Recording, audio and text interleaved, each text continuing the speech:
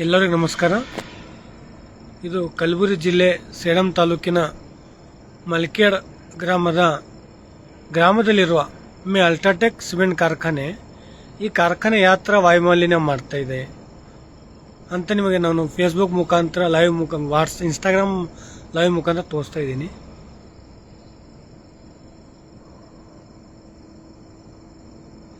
ಇವತ್ತಿನ ದಿನ 26/3/2026 ಈ ಕಾರ್ಖಾನೆಯಲ್ಲಿ ಸಾರ್ವಜನಿಕರು ಯಾವ ಥರ ಏನಪ್ಪ ಅಂದರೆ ಭಾಗ್ಯ ಕೊಡ್ತಾ ಇದ್ದಾರಪ್ಪ ಅಂದರೆ ಧೂಳಿನ ಭಾಗ್ಯ ಕೊಡ್ತಾ ಇದ್ದಾರೆ ಕಾರ್ಖಾನೆಯವರು. ಅಲ್ಟ್ರಾಟೆಕ್ ಸಿಮೆಂಟ್ ಕಾರ್ಖಾನೆಯವರು ಮಲ್ಕೇಡ್ ಗ್ರಾಮದಲ್ಲಿರುವ ಅಂದರೆ ಒಂದು ಕಾರ್ಖಾನೆಲಿಂತ ಎಷ್ಟು ಜನರಿಗೆ ತೊಂದರೆ ಆಗ್ತಾ ಇದೆ, ರೈತರಿಗೆ ತೊಂದರೆ ಆಗ್ತಾ ಇದೆ, ಸಾರ್ವಜನಿಕರಿಗೆ ತೊಂದರೆ ಆಗ್ತಾ ಇದೆ. ನೋಡಿ ಈ ಧೂಳು ನೋಡಿ ಎಲ್ಲಿ ಹೋಗ್ತಾ ಇದೆ ನೋಡಿ. ಇಲ್ಲೆಲ್ಲ ಗ್ರಾಮ ಇದೆ, ನಮ್ಮೂರಿದೆ. ನಮ್ಮೂರು ಎಲ್ಲರ ಮನೆಯಲ್ಲಿ ನಿಮಗೆ ಏನು ಸಿಗುತ್ತಪ್ಪ ಅಂದರೆ ಧೂಳು ಸಿಗುತ್ತೆ.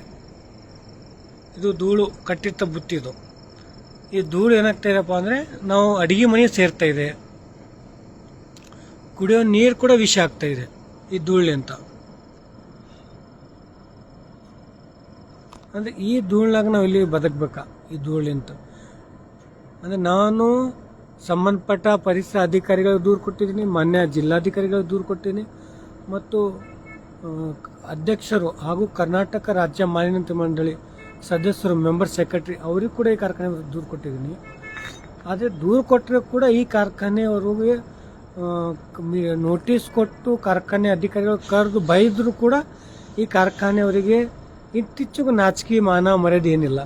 ಇವ್ರು ಏನಿಲ್ಲಪ್ಪ ಅಂದರೆ ಧೂಳು ಮಾಡಬೇಕು, ಈ ಧೂಳಿಂದ ಸಾರಿಗೆ ತೊಂದರೆ ಕೊಡಬೇಕು, ರೈತರ ಬೆಳೆಗಳ ಹಾನಿ ಮಾಡಬೇಕು ಅಂತ ಅವರು ಕಾರ್ಖಾನೆಯವ್ರ ಮೈಂಡ್ಸೆಟ್ ಇದೆ.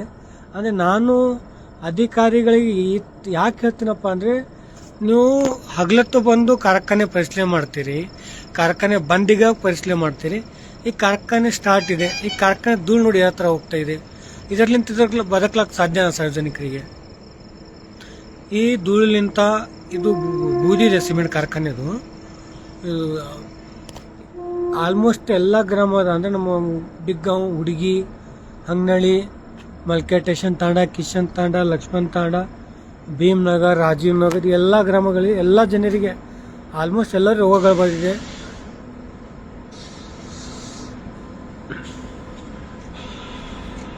ಎಲ್ಲರಿಗೂ ಅಸ್ತಮಾ, TB, ಕ್ಯಾನ್ಸರ್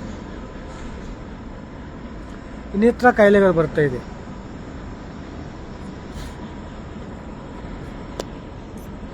ಅಂದರೆ ನಾನು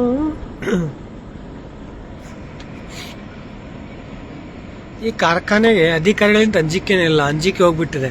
ಅಧಿಕಾರಿ ನೋಟಿಸ್ ಕೊಡ್ರಿ, ನಮ್ಮ ಕಾರ್ಖಾನೆಗೆ ನೀವು ಬಂದು ಏನೋ ಮಾಡೋರಿ, ಆದರೆ ನಾವು ಪ್ರೊಡಕ್ಷನ್ ನಿಂದಿಸ್ಲಿಕ್ಕಾಗಲ್ಲ, ನಾವು ವಾಯುಮಾಲಿನ್ಯ ಕಡಿಮೆ ಮಾಡಲ್ಲ. ನೋಡಿ ಎಷ್ಟು ಧೂಳಿದೆ.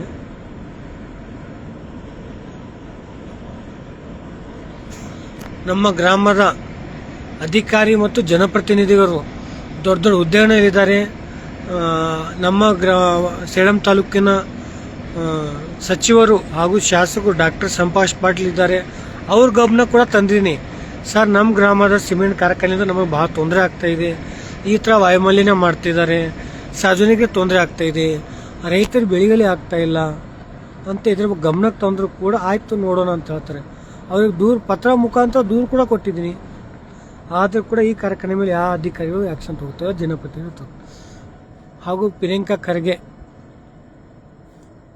ನಮ್ಮ ಚಿತ್ತಾಪುರ ತಾಲೂಕಿನ ಸಚಿವರು, ಜಿಲ್ಲಾ ಉಸ್ತುವಾರಿ ಸಚಿವರು ಪ್ರಿಯಾಂಕಾ ಖರ್ಗೆ ಸರ್ ಅವರಿಗೆ ಕೂಡ ದೂರು ಕೊಟ್ಟಿದ್ದೀನಿ.